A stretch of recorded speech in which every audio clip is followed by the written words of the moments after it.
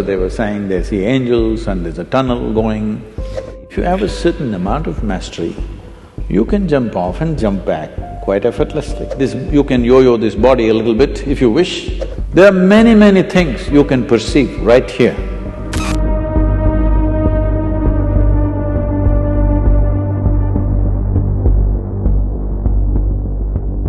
So I want to hear about your thoughts on near-life-death experience. A lot of people are in surgery said that, middle of the surgery they could come out and see what's happening, see the conversation, what the doctor is doing. So just a thought, do people really die at that time, or they reach some moksha or heaven, come back? Near death? You mean near death? Yeah, you said near life, so I was wondering what it is. So when I saw you, I saw near-death experience. Okay. I think Emery wants to add something to it, yeah. But I think you might be sort of maybe mixing two things. So there's people under anesthesia becoming aware, and let's just say for the sake of this conversation, at some point in time they just didn't have enough anesthesia, so they became aware of what was going on around them. No, but at least a lot of people can see from the top what is happening down. Right. So then there's near-death experiences where, let's say, someone is about to die. Very often, we've read these accounts, like Dr. Sanjay Gupta's book talks about these, like cheating death. In which case, they then have these experiences where they may see lights or what have you. So I just want to distinguish that because they're two different cases. That's what I want to know. Okay, all right. It's more focused on out-of-body experiences. Pardon me? Out-of-body experiences. And out-of-body experiences. And we see these sometimes where certain of the drugs we give patients, they report out-of-body experiences. Anyway, when we say death, the definition of death on one level is you lost your body. That's what that is. So, let's not go into other areas, they'll get you into very fuzzy places. About near-death experience, what is being referred to as meditation? We have a certain type of meditation called shunya. That means shunya literally translates as emptiness. That's not the right translation, but there's no appropriate word in English. So it's emptiness or nothingness. So if you settle down into shunya meditation, it's not near death, it's actually death, but conscious death. If you have… suppose you're riding a bicycle, you are a new rider with little balance, so you will go like this. Some other kid is riding, he'll leave his hands free and whistle and look here, look there and ride and do all kinds of things, stand up on the handlebar and turn around, jump, all this. Why? It's a certain mastery, certain balance and mastery. Now, you can jump off the cycle and again jump back and do all these things.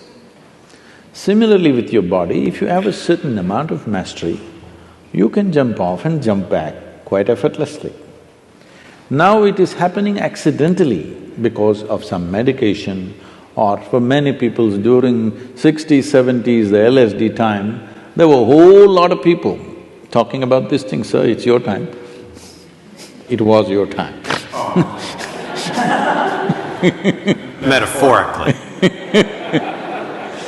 So, a whole lot of people talking about this, and it really happened to them. It's not that they were imagining things, it actually happened to many of them, but it was also because it was hallucinatory. Nobody knows whether it's this or that. There's no way to for sure say it actually happened to them or not. But I've met many people of those times who genuinely experienced things with which their lives got transformed in many different ways, in a crazy way, but suddenly everything about them changed simply because somewhere they perceived this… you can yo-yo this body a little bit if you wish, it's not a permanent thing. Just that little awareness changed the way they perceive life and they behave and they do things in their life. So this near-death, I'm not really looked at any of the thing, but some people have told me, some popular books, they were saying they see angels and there's a tunnel going. See, one thing is, you must understand, when somebody is going on the surgery table, the doctors may be confident, the patient always fears that he may die. Hello? Doctors may be confident, they know the case, they know what they're doing. 99% of the time, they're confident what they're doing. But the patient, once he closes his eyes and hands over his life to somebody, he always fears what will happen. So every small thing he thinks is death. It happens to people. If you put a gun to somebody's head and just shoot and miss them or it's a blank, they almost died. Near-death experience, they'll blank out for some time and then they come back. They really think they went away and they came back. And they saw the scene also from the top, because that's because of the Hollywood. So, human mind is capable of creating many dimensions of experiences. It need not be construed as death, it's life. First of all, anyway, I'm coming out with a book on death, an inside story. I'm doing this for 6.5 years, it's not complete yet. Hope in the next year or so I will come out with this. Why I'm saying this is, in reality, there is no such thing as death. It's life, life and life alone, moving from one dimension to another, another dimension to another. So if I lose one dimension, it looks like that is dead. Right now, it is a medical fact that they say approximately every fortnight, you're losing 7 kilograms of your existing body and something new has come in 1 fortnight. Whatever your weight, you must just calculate in how many fortnights you're completely lost. Everything that you have in your body is being lost continuously and something else is coming in. But you don't experience as that every meal and every day you empty your bowels, you must experience it as near death. But that doesn't happen to you. But this happens to you because there is some disengagement in your experience, particularly because of anesthetic impact. The disengagement with various faculties that you're normally used to suddenly makes you feel you're dead. Nobody died. It's a completely wrong perception. Yes, every moment of your life, if you are willing, if you are not entangled with situations and your own thoughts and emotions, there are many things you can perceive right here. Right here, sitting here, you can look at your life from there, okay? This is not near death, this is life.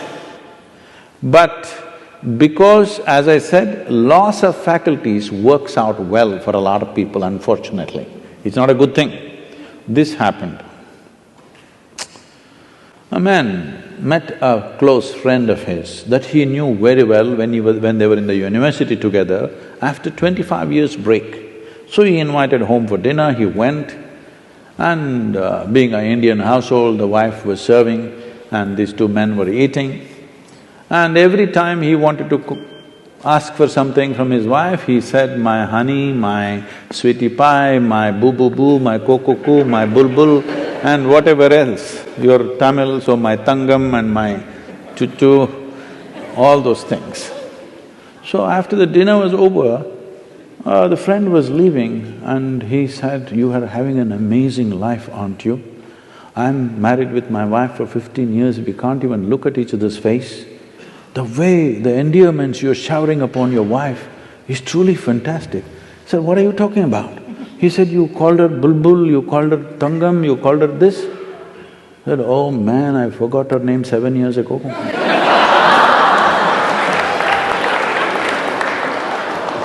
Loss of faculties, unfortunately, work very well for a lot of people because they're suffering their faculties. The greatest faculties that have come to us after millions of years of evolution, unfortunately we suffer because we have not read the user's manual.